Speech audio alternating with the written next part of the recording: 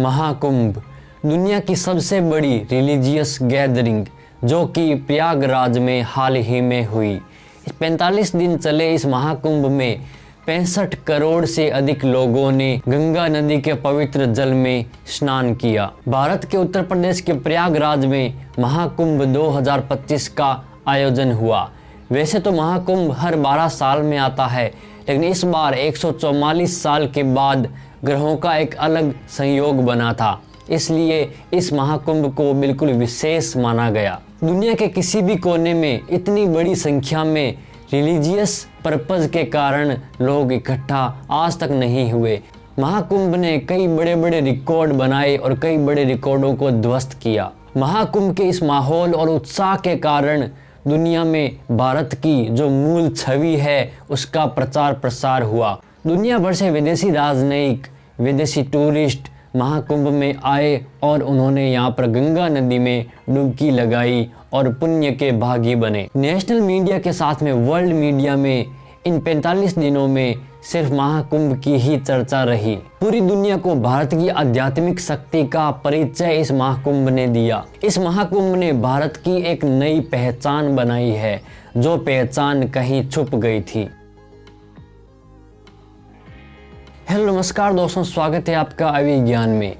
हाल ही में 45 दिन तक चले महाकुंभ में भारत के और विदेशों के लगभग 65 करोड़ से ज़्यादा लोगों ने गंगा नदी में पवित्र स्नान किया और पुण्य के भागी बने। ऐसा आयोजन विश्व के इतिहास में आज तक कभी भी नहीं हुआ।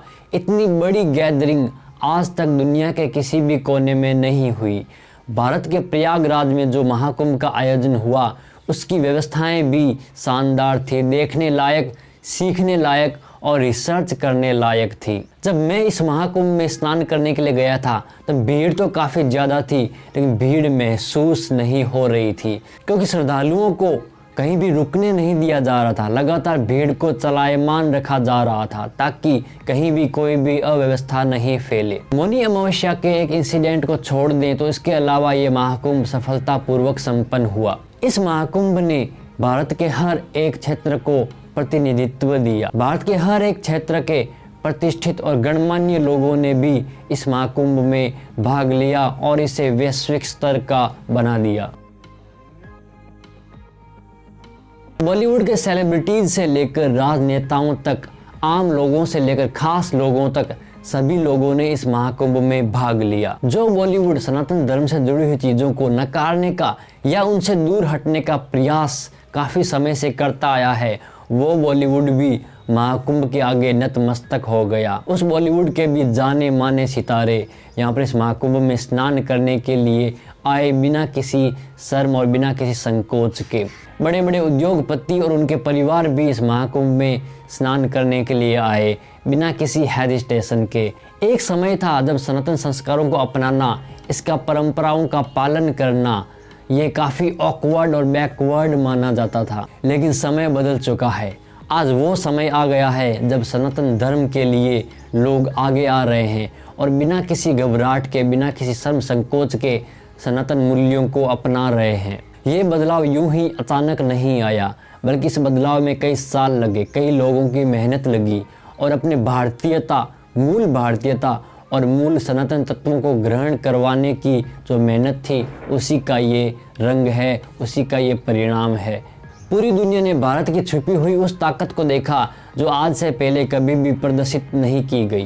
पूरी दुनिया ने भारत की उस आध्यात्मिक शक्ति को देखा जिसे इससे पहले इग्नोर किया जाता रहा था। भारत के एडमिनिस्ट्रेशन का सोशल और पॉलिटिकल सारा स्ट्रक्चर मिलकर इन चीज़ों से परहेज करने का प्रयास करता था, फेक सेकुलरिज्म अपनाने का या दिखावा करने की कोशिश करता था।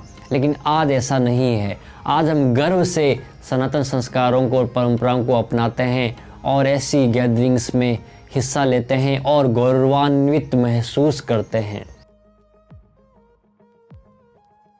महाकुंभ में 50,000 से ज़्यादा जवानों ने सुरक्षा की व्यवस्था संभाली।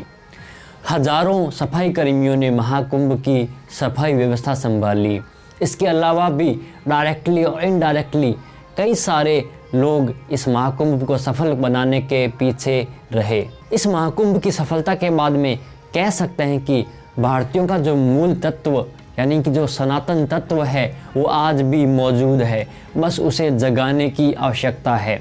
आज भी एक बहुत बड़ा तबका ज़मीन से जुड़ा हुआ है, अपने संस्कारों से, सनातन तत्व से जुड़ा हुआ है। आज भी वो सनातन मूल्यों को भूला नहीं है, बस हमें ऊपरी वातावरण में कुछ अलग चीज़ें दिखाई जाती रही हैं। हमारी मूल भारतीयता आज भी जिंदा है। इस महाकुंभ में भाग लेने वाले ज़्यादातर लोग गांवों से निकल कर आए थे, जो कि सनातन धर्म को या भारतीयता को जिंदा कई पीढ़ियों से जिंदा रखे हुए हैं। सनातन मूल्य, भारतीय मूल्य यानी कि मानवीय मूल्य, इसका एक उदाहरण हमें महाकुंभ में देखने को मिला।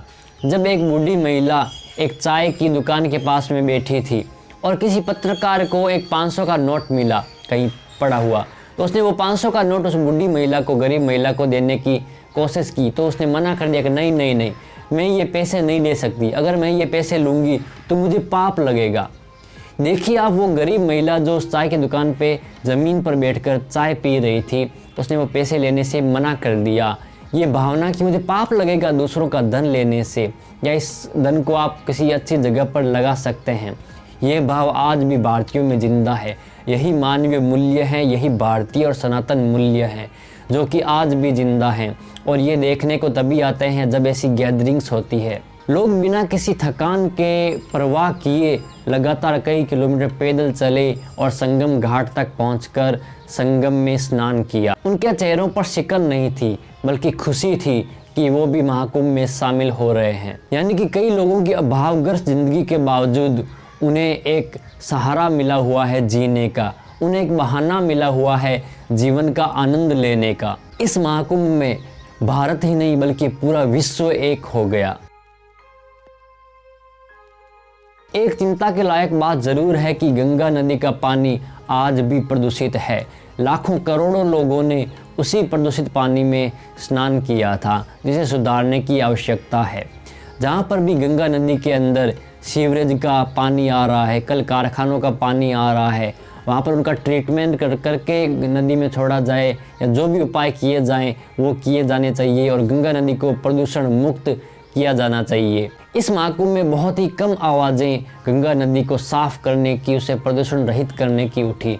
कुछ संतों ने ज़रूर आवाज़ उठाई कि गंगा नदी के पानी को साफ किया जाना चाहिए, सफाई करनी चाहिए, प्रदूषण मुक्त किया जाना चाहिए, लेकिन उतनी बड़ी अवेयरनेस यहाँ पर देखने को नहीं मिली। ये छोटा सा एक फॉल्ट कह सकते हैं, लेकिन उम्मीद है कि इस महाकुंभ के बाद में सरकार और दृढ़ इच्छा शक्ति के साथ में गंगा नदी को साफ करने का प्रयास करेगी। भारत की लगभग आधी आबादी और कई देशों की मिलाकर भी जितनी जनसंख्या नहीं होती, उतनी आबादी तो महाकुंभ में स्नान करके आ गई। एक बहुत बड़ा अचीवमेंट कहा जा सकता है।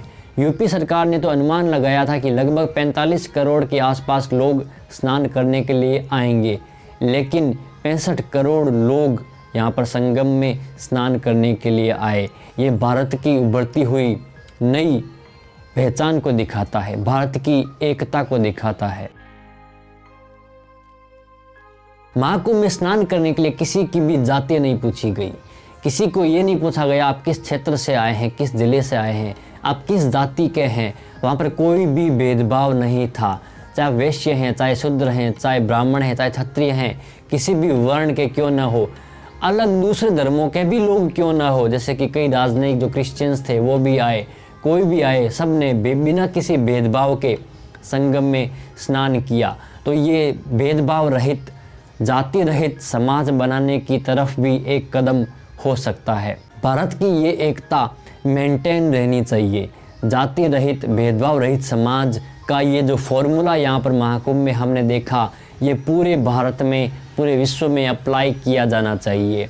ये ऑलरेडी सनातन के मूल तत्वों में शामिल है, तभी तो इतनी बड़ी गैदरिंग हुई और कहीं भी किसी से भी जाति नहीं पूछी गई। क्या आप शूद्र हैं, क्या आप किसी भी नीचे वर्ण के हैं, ऐसा कहीं भी नहीं पूछा गया। कहीं भी ऐसा नहीं था कि एक अलग घाट ब्राह्मणों के लिए बनाया गया है, एक अलग घाट शूद्रों के लिए बनाया गया है, ऐसा भी कुछ भी वहाँ पर नहीं था। तो भारत के इस महान पर्व महाकुंभ की सफलता की आप सबको बहुत बहुत बधाई।